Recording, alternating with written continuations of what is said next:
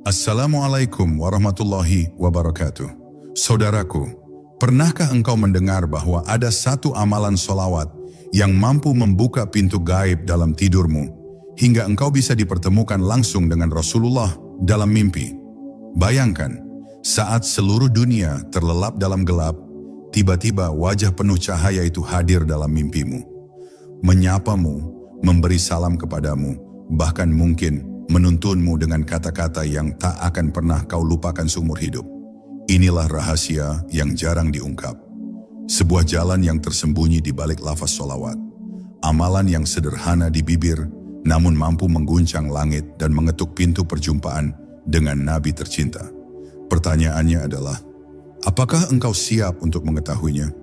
Apakah engkau berani membuka tabir yang mungkin akan mengubah hidupmu selamanya? Bab 1. Rahasia mimpi dan dunia ruh. Pernahkah Anda bertanya, mengapa ada mimpi yang begitu nyata seolah lebih hidup daripada kenyataan itu sendiri? Ada orang yang setelah terbangun masih bisa mencium aroma wangi yang tak pernah ia temui di dunia ini. Ada pula yang matanya masih basah oleh air mata meski hanya bermimpi. Para ulama mengatakan, mimpi adalah lorong sunyi yang menghubungkan manusia dengan alam gaib. Tempat di mana rahasia terdalam dari jiwa tersingkap.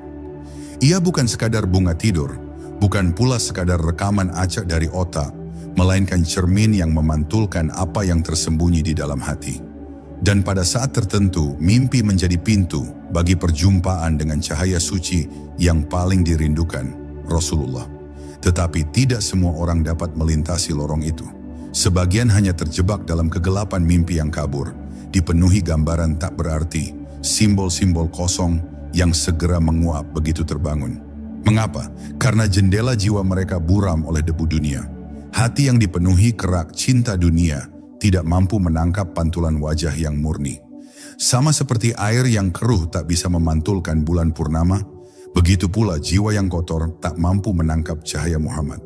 Maka, rahasia pertama yang harus dipahami adalah, dunia mimpi hanya akan jernih bila batin ikut jernih. Namun ada janji yang mengejutkan. Rasulullah bersabda, barang siapa yang melihatku dalam mimpi, maka sungguh ia benar-benar telah melihatku. Karena syaitan tidak bisa menyerupaiku. Bayangkan kalimat itu sejenak. Ini bukan sekadar kabar, melainkan jaminan dari beliau sendiri.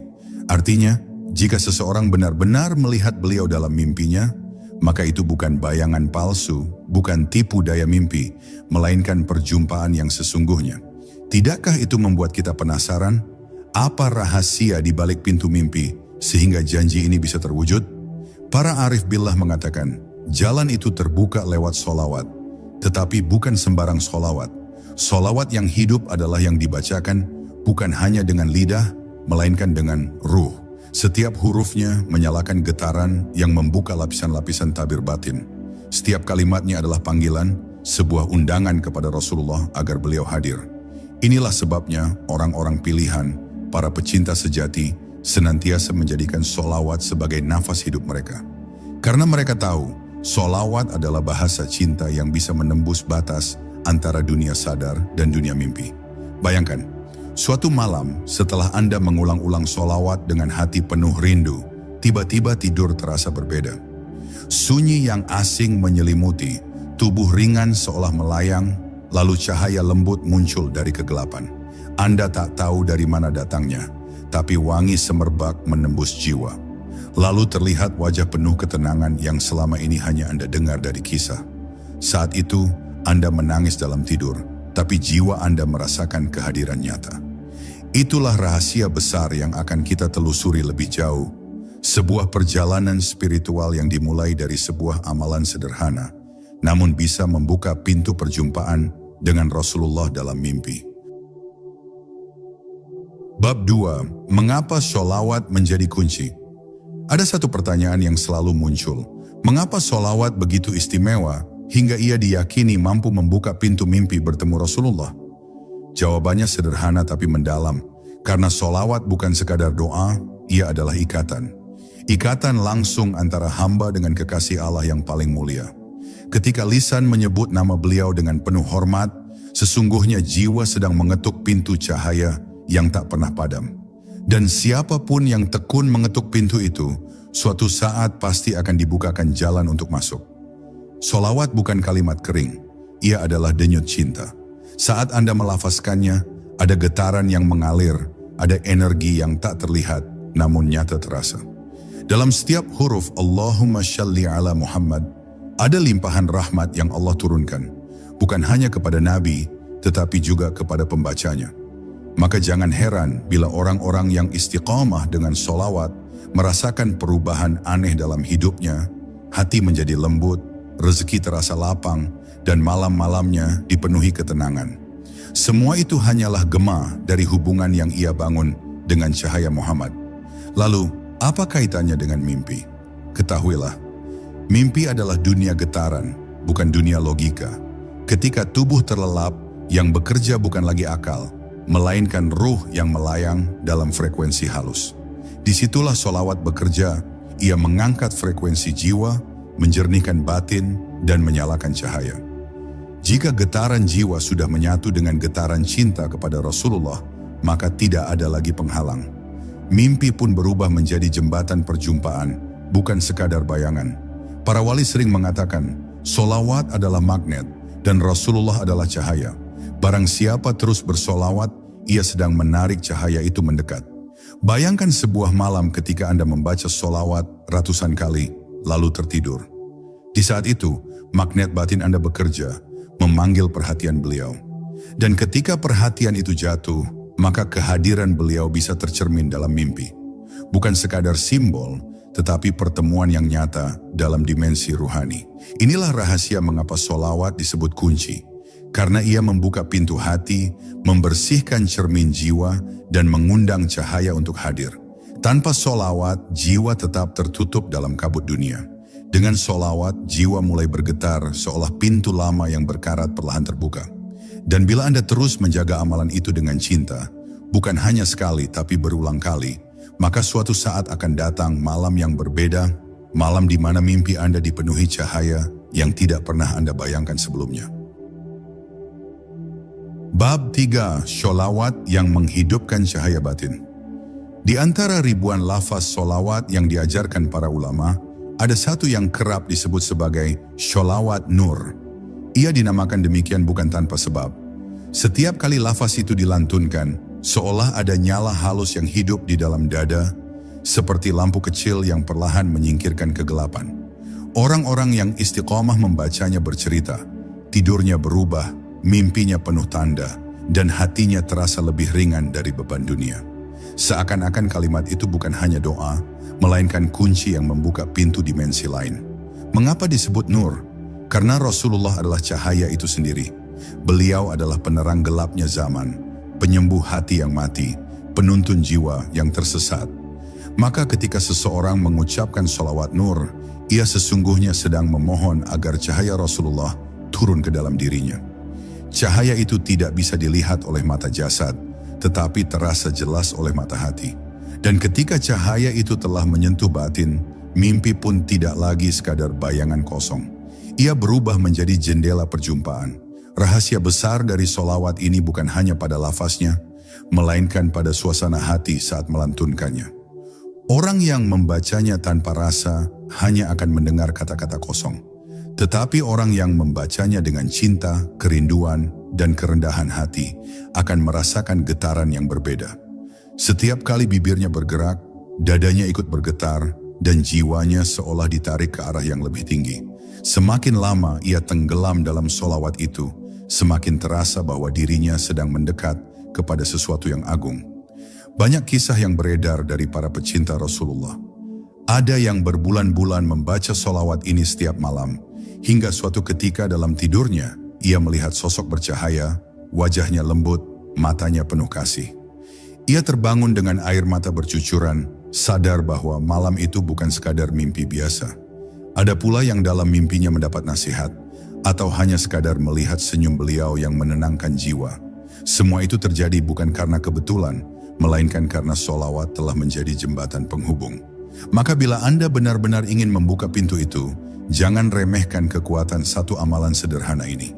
Lantunkan sholawat dengan penuh kesungguhan, bukan karena ingin mimpi semata, tapi karena cinta. Karena rahasia terbesar adalah semakin besar cinta Anda, semakin tipis jarak antara diri Anda dan beliau. Dan pada akhirnya, cinta itulah yang akan menghadirkan beliau dalam tidur Anda, dalam mimpi yang nyata, dalam perjumpaan yang akan menggetarkan jiwa Anda seumur hidup. Bab 4. Waktu yang membuka pintu mimpi. Tidak semua waktu diciptakan sama. Ada saat-saat tertentu di mana tabir antara dunia jasad dan dunia ruh menjadi lebih tipis, seolah alam ini sendiri sedang menahan napas. Di momen-momen seperti itu, doa terasa lebih hidup, zikir lebih menusuk, dan sholawat lebih bergema. Para arif billah meyakini, bila seseorang ingin bermimpi bertemu Rasulullah, ia perlu memilih waktu yang tepat, karena waktu adalah kunci yang menentukan apakah pintu itu akan terbuka atau tetap tertutup rapat. Waktu yang paling utama adalah sepertiga malam terakhir. Saat manusia lain terlelap dalam mimpi kosong, langit justru terbuka. Malaikat turun membawa rahmat, doa-doa melesat tanpa penghalang, dan hati yang bergetar dengan sholawat serasa diangkat ke dimensi yang lebih halus. Bayangkan malam yang sunyi, hanya desah napas Anda yang terdengar, lalu bibir bergetar melantunkan sholawat. Perlahan, suasana sekitar terasa berbeda, hening tapi hidup, gelap tapi penuh cahaya yang tak terlihat oleh mata biasa. Di saat itulah, mimpi bisa berubah menjadi perjumpaan. Selain waktu malam, ada dua transisi penting yang juga sering dianggap penuh rahasia, antara maghrib dan isya, serta antara subuh dan terbit fajar. Keduanya adalah perbatasan, antara siang dan malam, antara tidur dan bangun. Jiwa manusia di momen transisi itu lebih peka, lebih mudah menangkap bisikan batin. Maka, sholawat yang dilantunkan pada waktu tersebut bukan sekadar gema, melainkan bisa menjadi benih yang tumbuh di dalam mimpi. Benih yang suatu saat berbuah perjumpaan dengan Rasulullah. Namun jangan tertipu oleh waktu semata. Banyak orang yang bangun malam melafazkan sholawat, namun tidak merasakan apa-apa. Rahasianya terletak pada istiqamah. Mimpi bertemu Rasulullah bukan hadiah instan, melainkan buah dari kesabaran. Semakin sering sholawat dipanjatkan di waktu-waktu utama, semakin dalam ia meresap ke dalam jiwa. Hingga akhirnya tanpa diduga datanglah malam yang berbeda, malam yang akan mengubah hidup seseorang selamanya. Bayangkan, Anda sudah berbulan-bulan menjaga sholawat di tengah malam. Malam itu Anda kembali melafazkannya, tapi ada sesuatu yang berbeda. Tidur Anda terasa ringan, suasana sunyi seperti berbisik, lalu tiba-tiba wajah bercahaya muncul dalam mimpi. Senyum yang menenangkan, tatapan yang menembus jiwa, dan air mata yang mengalir tanpa henti. Itulah malam yang dijanjikan, malam yang hanya datang kepada mereka yang sabar mengetuk pintu rahasia ini. Bab 5. Cermin jiwa yang harus dibersihkan. Bayangkan sebuah cermin tua yang telah lama tertutup debu. Ia tetaplah cermin, tapi cahaya tak bisa lagi dipantulkan olehnya. Hanya ketika debu itu dibersihkan, barulah wajah yang sebenarnya tampak. Begitu pula dengan jiwa manusia. Rasulullah adalah cahaya, dan untuk bisa melihat beliau, bahkan sekadar dalam mimpi, jiwa harus bersih, bening, dan siap menerima pantulan nur. Tanpa pembersihan batin, sholawat hanya akan berhenti di bibir, tidak menembus ke ruang terdalam jiwa. Lalu apa yang mengotori cermin jiwa? Nafsu yang berlebihan, cinta dunia yang menjerat, amarah yang menguasai, dengki yang membakar. Semua itu adalah lapisan debu yang menutupi hati. Seseorang bisa membaca ribuan sholawat, tetapi bila hatinya masih penuh iri, angkuh, dan lalai, maka yang hadir dalam mimpinya hanyalah bayangan kosong. Sebaliknya, ketika hati direndahkan, dibersihkan dengan taubat, dipenuhi dengan kasih sayang, maka satu sholawat saja bisa menjadi cahaya yang menembus malam. Para ulama tasawuf mengingatkan, siapa yang ingin bertemu Rasulullah dalam mimpi, maka bersihkanlah hatinya sebagaimana ia membersihkan tubuhnya untuk sholat. Perumpamaan itu sederhana tapi sangat dalam. Kita rela berwudu berulang kali untuk membersihkan tubuh sebelum menghadap Allah, tapi sering lupa bahwa jiwa pun butuh wudu batin yang dilakukan dengan istighfar, zikir, dan menahan diri dari dosa. Hanya dengan begitu solawat yang dibaca akan menemukan jalannya menuju alam ruh. Bayangkan jika Anda menyalakan lampu dalam ruangan yang penuh asap. Cahaya itu ada tapi redup, terhalang, dan nyaris tak terlihat. Begitu asap hilang, cahaya memancar terang tanpa penghalang. Begitulah kondisi jiwa. Solawat adalah lampu, dan hati yang bersih adalah ruang kosong tanpa asap. Saat keduanya bertemu, mimpi tidak lagi sekadar mimpi, melainkan pertemuan yang penuh makna. Inilah rahasia besar yang jarang diungkap. Amalan solawat memang kunci, tapi kuncinya tidak akan bekerja bila pintu berkarat. Hati adalah pintu itu. Bersihkan, haluskan, dan rendahkan hati di hadapan Allah. Maka ketika solawat dilantunkan, ia akan mengetuk pintu batin dengan lembut. Dan ketika pintu itu terbuka, cahaya Rasulullah bisa masuk, bahkan hadir dalam tidur, menyapa dalam mimpi yang akan menggetarkan hidup Anda selamanya. Bab 6. Rahasia cinta dalam solawat. Ada satu hal yang sering dilupakan banyak orang ketika melantunkan solawat. Cinta. Banyak lidah mengucapkannya, tetapi hatinya kosong. Banyak bibir menyebut nama Muhammad, tetapi jiwanya tak bergetar. Padahal solawat yang hidup bukan sekadar lafaz, melainkan bahasa cinta. Semakin besar cinta yang ditanam, semakin kuat gema solawat itu di alam roh. Dan semakin dalam cinta itu mengalir, semakin dekat pula jiwa kepada Rasulullah, bahkan hingga ke dalam mimpi. Cinta adalah rahasia terbesar dalam ibadah. Tanpa cinta, zikir hanyalah repetisi. Tanpa cinta, doa hanyalah kata-kata. Tanpa cinta, solawat hanyalah suara hampa. Tetapi dengan cinta, setiap lafaz menjadi cahaya, setiap sebutan nama Nabi menjadi getaran yang menghubungkan bumi dengan langit. Para pecinta Rasulullah sering berkata, kami tidak membaca solawat untuk sekadar berharap pahala, tapi karena kami rindu. Dan kerinduan itu yang menghadirkan beliau dalam mimpi kami. Bayangkan hati sebagai sebuah taman. Jika taman itu kering, bunga tak akan tumbuh meski disirami air. Tapi jika tanahnya subur, satu tetes air saja cukup untuk menumbuhkan kehidupan. Begitu pula solawat. Jika hati dipenuhi cinta, satu kali lafaz saja bisa menjadi magnet yang menarik perhatian Rasulullah. Namun bila hati gersang, 1000 kali pun tak akan melahirkan getaran. Inilah sebabnya banyak orang membaca banyak solawat, tapi hanya sedikit yang merasakan kehadiran beliau. Rahasianya ada pada cinta yang tersembunyi di balik kata. Cinta itu sendiri tumbuh dari mengenal. Semakin kita mengenal siapa Rasulullah, semakin besar cinta yang lahir. Membaca sirah, memahami akhlaknya, mengingat pengorbanannya, semua itu adalah bahan bakar bagi cinta. Dan ketika cinta itu sudah menyala, solawat tak lagi terasa berat. Ia mengalir dengan sendirinya, tanpa dihitung, tanpa dipaksa, bahkan kadang tanpa sadar, bibir kita terus menyebut nama beliau. Dari sinilah benih perjumpaan dalam mimpi mulai ditanam. Rahasia paling dalam adalah ini. Rasulullah mencintai umatnya lebih dari cinta seorang ibu kepada anaknya. Beliau merindukan umatnya, bahkan mereka yang belum pernah melihat beliau. Maka, bila ada seorang hamba yang menyebut namanya dengan cinta dan kerinduan, bagaimana mungkin beliau berpaling? Di dunia nyata mungkin kita belum pantas berjumpa, tapi dalam mimpi cinta itu bisa mempertemukan. Cinta yang lahir dari solawat, cinta yang tidak berhenti di bibir, melainkan bersemayam di hati terdalam. Bab 7. Tidur yang menjadi ibadah. Tidak semua tidur itu sama. Ada tidur yang hanya melelahkan, ada tidur yang penuh gangguan, ada pula tidur yang berubah menjadi ibadah. Rasulullah mengajarkan umatnya adab sebelum tidur, karena malam adalah saat ruh manusia melayang meninggalkan jasad, lalu kembali ketika fajar menyingsing. Itulah sebabnya sebagian ulama menyebut tidur sebagai saudara kecil dari kematian. Dan siapapun yang ingin bermimpi bertemu Rasulullah harus menjadikan tidurnya sebagai ibadah, bukan sekadar istirahat. Bayangkan seseorang yang menutup mata tanpa doa, tanpa wudu, tanpa solawat. Tidurnya bagaikan orang yang tersesat di jalan gelap tanpa lampu.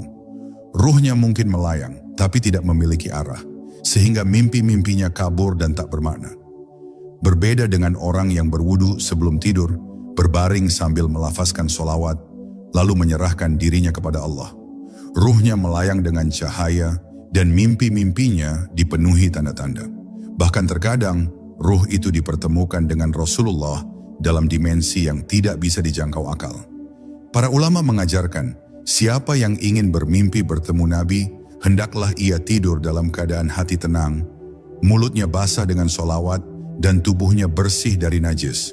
Sebab tubuh adalah wadah, dan jiwa memantulkan kondisi tubuh. Bila jasad kotor, jiwa pun sulit memantulkan cahaya. Tetapi bila jasad disucikan, jiwa menjadi lebih jernih, sehingga pintu mimpi terbuka lebar. Rahasia ini sederhana, tapi jarang dilakukan. Kebanyakan orang terlelap dengan pikiran dunia yang masih melekat, hingga mimpinya hanyalah cerminan dari kegelisahan siang hari. Bayangkan malam itu, Anda berwudu, membaca doa, lalu melafazkan solawat dengan tenang. Saat mata terpejam, jiwa perlahan terbebas dari beban dunia. Tidur menjadi ringan, dan mimpi terasa berbeda. Tiba-tiba ada cahaya, ada wangi, ada senyum yang menenangkan. Disitulah tidur tidak lagi sekadar tidur. Ia berubah menjadi perjumpaan spiritual. Bahkan, satu mimpi semacam itu bisa lebih berharga dari 1000 malam biasa. Rahasia besar ini seakan berbisik, jangan pernah meremehkan apa yang terjadi sebelum Anda tidur, karena di sanalah benih perjumpaan ditanam. Solawat yang dibisikkan menjelang tidur akan menjadi bekal ruh dalam perjalanannya di alam mimpi. Dan bila bekal itu penuh dengan cinta, maka tidak mustahil ruh Anda akan dipertemukan dengan Rasulullah. Meski hanya sebentar, tapi cukup untuk menggetarkan jiwa seumur hidup. Bab 8, cahaya solawat yang menghampiri ruh. Ada rahasia yang jarang diungkap. Solawat bukan hanya doa yang keluar dari lisan, tetapi ia adalah cahaya yang menembus lapisan gaib. Setiap kali seseorang melafazkan solawat, sebenarnya ia sedang memanggil sebuah energi yang tidak kasat mata, energi yang memancar dari keagungan nama Rasulullah. Dan energi inilah yang kelak menjadi cahaya penuntun ruh saat seseorang berada dalam dunia mimpi. Bayangkan seseorang melafazkan solawat dengan penuh cinta. Kalimat yang sederhana itu keluar dari bibirnya, tapi gaungnya menggema hingga langit. Malaikat mencatat, ruhnya merasakan getaran dan jiwa mulai memantulkan cahaya. Tidak banyak orang menyadari bahwa solawat yang tulus sebenarnya menempel pada ruh, bagaikan pakaian gaib yang berkilau. Maka ketika tidur, ruh itu berangkat dengan pakaian cahaya, sehingga mudah dikenali di alam mimpi. Beberapa ulama besar meriwayatkan bahwa orang-orang yang istiqomah bersolawat, meski hanya satu jenis solawat, seringkali melihat Rasulullah dalam mimpi. Mengapa? Karena cahaya solawat itu sendiri adalah sinyal gaib yang menghubungkan ruh dengan Nur Muhammad. Sebagaimana api menarik api, sebagaimana cahaya bertemu dengan cahaya, demikian pula solawat menarik kehadiran Rasulullah dalam alam mimpi seseorang yang tulus. Rahasia inilah yang menjadikan solawat bukan sekadar bacaan, melainkan jembatan. Bila solat mengangkat ruh ke hadapan Allah, maka solawat mengundang kehadiran Rasulullah ke dalam dimensi jiwa kita. Inilah alasan mengapa para wali sering mengatakan, barang siapa yang ingin dekat dengan Nabi, maka bersolawatlah dengan penuh rasa cinta.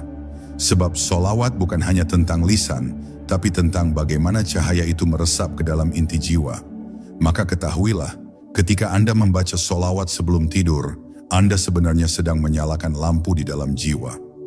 Ruh Anda tidak lagi melayang dalam gelap, melainkan menapaki jalan bercahaya. Dan bila cahaya itu semakin terang, jangan kaget bila suatu malam Rasulullah datang menghampiri dengan senyum, dengan salam, dengan cahaya yang tidak pernah bisa dilupakan sepanjang hayat. Bab 9, tidur yang menjadi gerbang perjumpaan. Tidur bukanlah sekadar istirahat tubuh, melainkan gerbang gaib tempat ruh kita berkelana. Dalam Al-Quran disebutkan bahwa ketika seseorang tidur, ruhnya ditahan lalu dilepaskan kembali. Maka, saat itulah manusia sebenarnya sedang memasuki dimensi lain yang tidak sepenuhnya bisa dijelaskan oleh akal. Bagi mereka yang tidak mempersiapkan hati, mimpi hanya sekadar bayangan kacau. Tetapi bagi mereka yang membawa solawat sebagai bekal, tidur bisa berubah menjadi perjalanan yang penuh cahaya. Bayangkan, ketika mata terpejam, nafas melambat, dan kesadaran duniawi melemah, ruh mulai melayang keluar dari belenggu jasad. Jika ruh itu kosong dari zikir, ia melayang tanpa arah, tersesat dalam kabut mimpi yang samar. Namun jika ruh itu membawa cahaya solawat, jalan yang dilaluinya diterangi, seakan ada bintang-bintang yang membimbing langkahnya. Cahaya itu adalah tanda, sebuah kode gaib yang membuat ruh dikenali oleh para malaikat, bahkan oleh Nur Muhammad. Ada kisah dari para salihin, bahwa seseorang yang istiqomah bersolawat sebelum tidur, pada suatu malam ia bermimpi berjumpa dengan Rasulullah. Wajah beliau bercahaya, penuh ketenangan, dan beliau memberikan salam yang tak terlupakan. Saat orang itu terbangun, hatinya masih dipenuhi getaran cinta, seakan-akan mimpi itu lebih nyata daripada dunia yang sedang ia tapaki. Inilah rahasia yang jarang disadari, bahwa tidur bisa menjadi ruang perjumpaan dengan kekasih Allah, bila hati telah dihiasi solawat. Solawat sebelum tidur bukanlah ritual biasa, ia adalah undangan halus kepada ruh agar berada dalam lingkaran cahaya Nabi. Setiap lafaz solawat yang dilantunkan dengan khusyuk, sesungguhnya seperti mengetuk pintu alam mimpi. Dan siapapun yang mengetuk dengan tulus, pintu itu akan terbuka, memperlihatkan pertemuan yang tidak semua orang bisa mencapainya. Maka jangan pernah meremehkan sebaris solawat sebelum tidur. Meski ringan di lisan, ia bisa menjadi kunci masuk ke dalam alam yang lebih tinggi. Ruh Anda akan menempuh perjalanan malam dengan bekal cahaya. Dan ketika waktunya tiba, perjumpaan dengan Rasulullah dalam mimpi bukan lagi sekadar kemungkinan, melainkan janji yang Allah sampaikan bagi mereka yang sungguh-sungguh mencintai nabinya. Bab 10. Rahasia perjumpaan yang tidak pernah usai. Ada sebuah rahasia yang jarang diungkap. Perjumpaan dengan Nabi dalam mimpi bukanlah akhir, melainkan awal dari perjalanan cinta yang lebih panjang. Mereka yang benar-benar diberi anugerah itu tidak lagi melihat hidup dengan cara yang sama. Segala sesuatu terasa penuh makna, bahkan hembusan angin atau detak jantung sekalipun menjadi pengingat akan kehadiran Rasul di dalam jiwa. Seakan dunia ini berubah menjadi cermin yang memantulkan cahaya beliau. Namun jangan bayangkan perjumpaan itu hanya sekadar sebuah hadiah yang datang dengan mudah. Ia adalah buah dari cinta yang dipelihara, kerinduan yang tak pernah padam, dan istiqomah dalam melafazkan solawat dengan sepenuh hati. Bukan bibir yang mengundang mimpi itu, melainkan hati yang terbakar rindu, hati yang terus bergetar menyebut nama Nabi, bahkan di saat dunia sedang terlelap. Ada yang berkata, jika engkau bertemu Rasulullah sekali dalam mimpi, maka hidupmu tidak akan pernah sama lagi. Kata-kata beliau akan menjadi cahaya dalam langkahmu, senyumnya akan menjadi penawar luka dalam hatimu, dan salamnya akan menjadi pelipur kesepianmu. Pertemuan itu meninggalkan jejak yang lebih dalam daripada apapun yang ada di dunia ini, karena ia adalah perjumpaan antara jiwa dengan jiwa, nur dengan nur. Tetapi jangan pernah mengira bahwa perjumpaan itu hanya dapat terjadi saat tidur. Bagi mereka yang hatinya telah disucikan dengan solawat, Rasulullah seakan hadir dalam setiap tarikan nafas, dalam setiap langkah, dalam setiap detik kehidupan. Mimpi hanyalah pintu awal, sementara hakikatnya adalah menghadirkan beliau dalam kesadaran jiwa sepanjang hayat. Dan kini, Anda yang mendengarkan kisah ini mungkin bertanya dalam hati, apakah mungkin suatu hari kelak, saya pun akan bertemu Rasulullah dalam mimpi? Rahasia itu tersimpan di balik kesungguhan Anda. Satu solawat yang tulus bisa menjadi awal dari perjalanan panjang menuju pintu perjumpaan. Maka jagalah solawat itu, lafazkan dengan cinta, dan biarkan ruh Anda sendiri yang menemukan jalannya, hingga akhirnya bertemu dengan sosok agung yang ditunggu oleh seluruh hati yang merindukannya.